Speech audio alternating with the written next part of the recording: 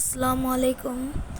আবার আরেকটি ভূতের ঘটনা নিয়ে আপনাদের সামনে এসে পড়লাম। সো এই ঘটনাটা আমার বন্ধুর সাথে ঘটে যাওয়া এই ঘটনা। সো ঈদের দিন ছিল, সেদিন আমি নানু বাসায় যাচ্ছিলাম। গ্রাম, আমরা ঢাকায় থাকি, এ কারণে আম্মু আর আমি মিলে নানু বাসায় যাচ্ছিলাম। যখন নানু বাসায় গেছি, যাওয়ার পর ঈদ কাটলো। যখন এশার আজান দিল, তখন আমরা বন্ধুরা মিলে নামাজে গেলাম।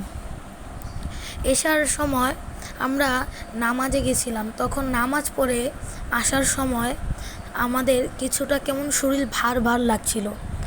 তখন আমাদের শরীর ভার ভার লাগার কারণে আমরা ভাবতে লাগলাম যে কি হলো। আমার বন্ধুকে জিজ্ঞেস করলাম, বন্ধু আমার খুব ভয় করছে। তখন আমার বন্ধু আয়াতুল কুরসি পরে ফু দিতে লাগলো এবং আমিও পরে ফু দিলাম। দেওয়ার পরে আমরা সামনে দেখি যে নারিকেল গাছের উপরে সাদা কাপড় পরে কে জানি আছে।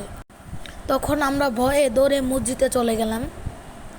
মসজিদে যাওয়ার পরে হুজুরকে বললাম, সব ঘটনা খুলে বললাম যে আমাদের সাথে কি হয়েছিল। পরে হুজুর বলল যে ওটা একটা জিন ছিল। পরে হুজুর আমাদের বাসায় দিয়ে আসলেন আমরা ভয় না পেয়ে। আমরা যার যার বাসায় চলে গেলাম। বাট ঘটনাটা কিন্তু এখানে শেষ হয় না, ঘটনাটা আরও রয়ে গেছে, যেটা আমি পার্ট 2-তে বলবো। যাদের ভালো লেগেছে একটি সাবস্ক্রাইব করে দিবেন, যে পরবর্তী ভিডিও বানাতে উৎসাহিত করবে আমাকে।